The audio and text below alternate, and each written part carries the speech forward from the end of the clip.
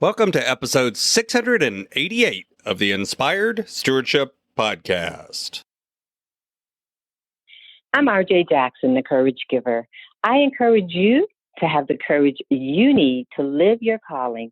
And one way to be inspired to do that is to listen to this, the Inspired Stewardship Podcast with my friend, Scott Mader.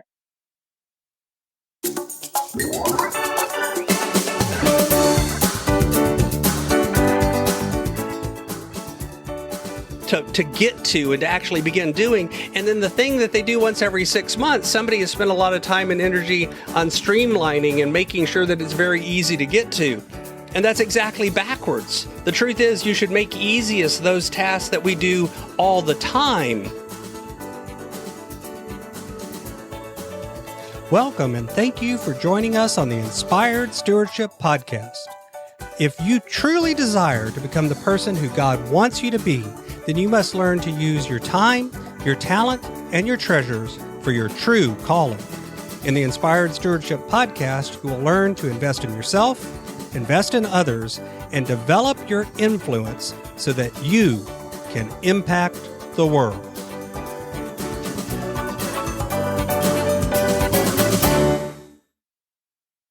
In today's episode about developing your influence by stewarding your time, I talk with you about creating a motivational environment, why it's not willpower alone that can work for you, and how to change your behavior by changing your environment. As we talk about stewarding your time, wouldn't it be great if you could support this podcast and do it without just taking too long? Turns out you can't. All you have to do is use inspiredstewardship.com/Amazon when you're ready to make a purchase via Amazon, and a small commission will come back to support the show just that quick. If you enjoy the show when you are ready to buy from Amazon, just use inspiredstewardship.com/Amazon. When you think about creating a motivational environment, the Monday episode, we talked about motivational choice architect. That's the term that Elaine used. And I like to think about it myself as creating the optimal environment for people to do or to achieve the best that you want them to achieve. Whether this individual is you yourself, whether you want to think about yourself and helping craft your own ability to achieve habits or achieve your goals, or whether you want to focus on the people around you in your community or your organization, or the people that you lead, or the people in your family, no matter what, this idea kind of stays the same. One of the coaching groups I'm part of talks about something known as the open gates model. And this idea is that all of us have certain filters or gates by which we run things through. And if those gates are closed, then that tends to stall us out from doing the things that we want to do.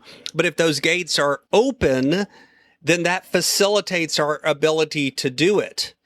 And these gates, these ideas kind of boil down to two areas. One is around our belief, and the other is around our environment or our routine or the things outside of us. So there's an internal and an external set of gates.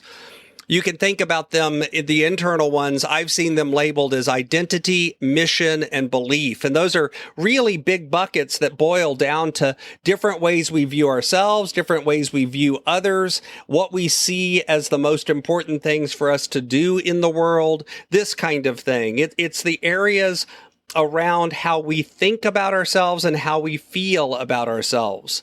And I often find folks that want to achieve big goals, but they've never really thought about any of their beliefs or any of the underlying reasons by which they want to do that. And there's certainly nothing around them in their environment to keep them in touch with these things. It just becomes a way of doing things without really thinking about the reasons behind them.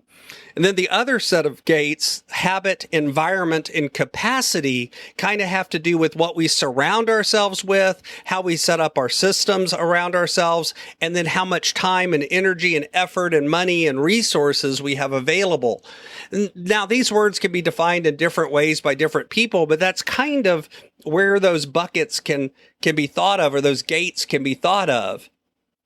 And at first glance, a lot of times people think, well, I'll just smash through the gates. I'll use willpower. I'll use effort.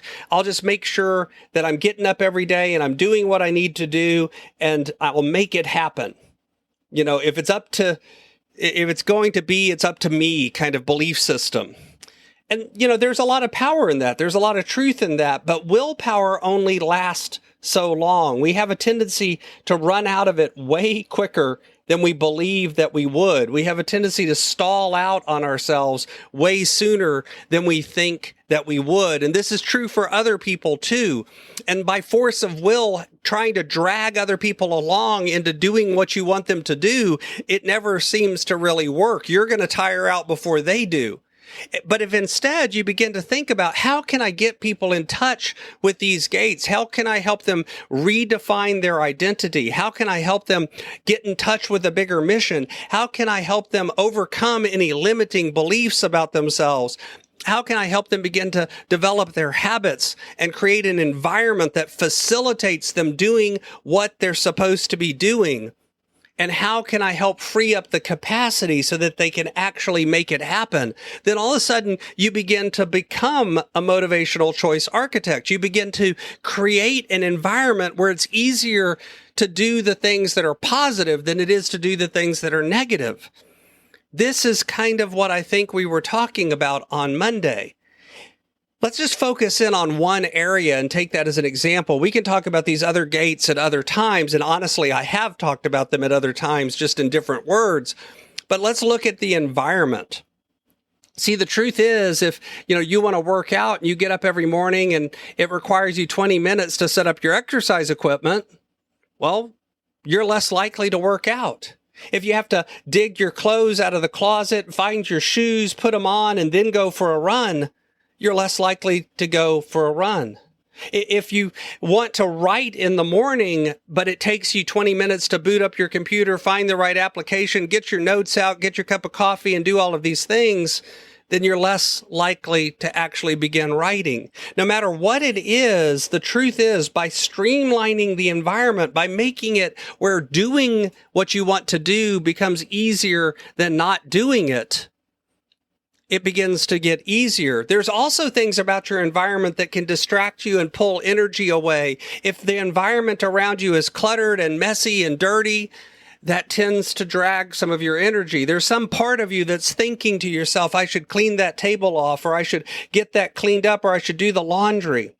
So by creating an environment where those things are either removed and out of sight, or those things get done at a regular schedule so that yes, maybe the laundry's not done right now, but it's going to get done because I always do it on this night, then it becomes easier to focus in and get things done. And if you turn that around and you think about the people around you, they're affected in the same way. If you're part of an organization and you're trying to influence others to be able to do the things that they need to do, you need to think about, how does the environment make that easy for them? Or how does the environment make that hard? You need to ask them, what is keeping you from doing the job in the most efficient way possible?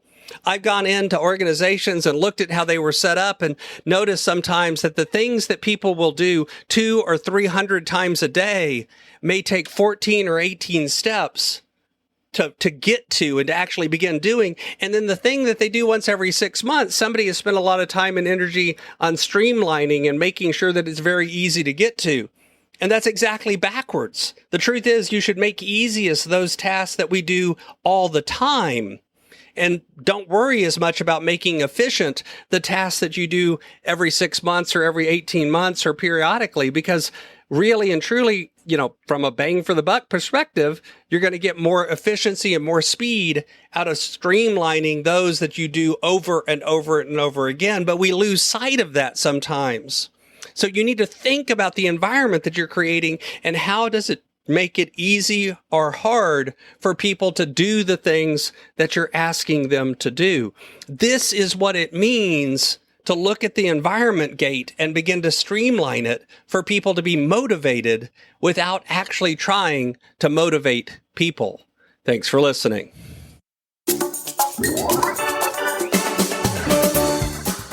Thanks so much for listening to the Inspired Stewardship Podcast. As a subscriber and listener, we challenge you to not just sit back and passively listen, but act on what you've heard and find a way to live your calling. If you like this episode on the stewardship of time, be sure to sign up for our Stewardship of Time Tips series by going to inspiredstewardship.com/time or texting 44222 Time Tips, and that'll get you our best tips on stewarding your time. Until next time, invest your time, your talent, and your treasures. Develop your influence and impact the world.